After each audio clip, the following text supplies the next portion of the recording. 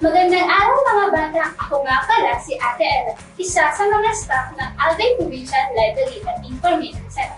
Narito ako ngayon upang magbahagi ng isang kwento na tsaka ko kapupulutan nyo ng aral. Ang ating kwento ay tampok para sa 67th Public Library Day na may tema Public Libraries and Action, Looking for an Empowered Community at National Women's Month Celebration. Ngunit, bago tayo magsimula, meron muna ako sa inyong katanungan. Sa tingin niyo ba, ang isang nanay na nasa loob ng bahay may kapangyarihan? Ngayong Women's Month at 67th Public Library Days, alamin natin ang mga mahalagang papel na ginagampanan ng kababaihan sa ating lipunan. At dahil dyan, ang ating kwento ay may kinalaman sa isang nanay na pinamagatan ang Nanay ni Erwin, na sinulat ni Eugene A. Basco, guhit ni Papa Peñaflor, na hatid ng St. Matthew Publishing Company. Halina't simulan na natin! Wala pang liwanag sa labas. Handa na ang aming agahan.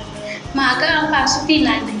3 oras na mas maaga sa akin pagpasok sa paaralan. Umaandar, gumugulong ang opisina ni nanay.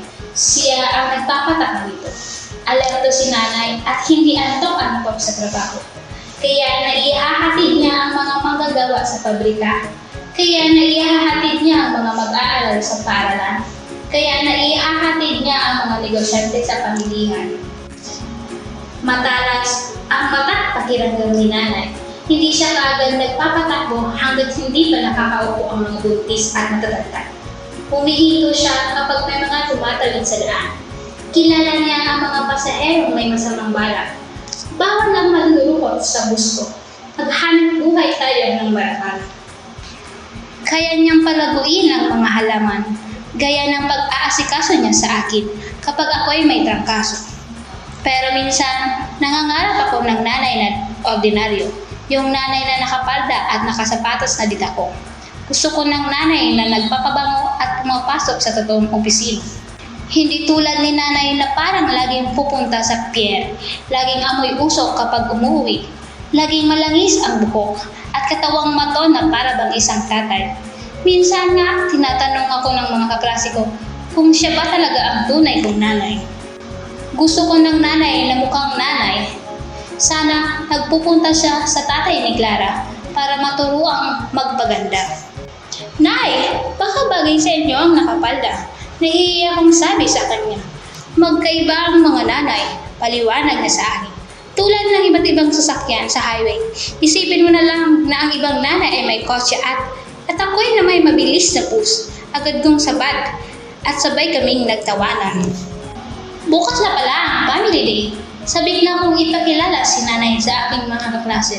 Ipagmamalaki ko sa kanila ang umaandar niyang opisina. Hindi ko malilimutang ikwento ang mga pambihirang galing ng pinakamamahal kong nanay. Narito na kami!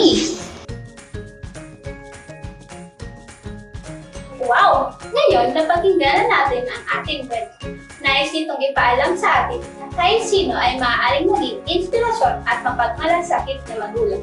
Nasa pag-ibig at pamilya, hindi mahalaga ang pagiging iba. At dahil dyan, nagtatapos ang ating kwento na pinamagatan ang Nanay ni Erwin.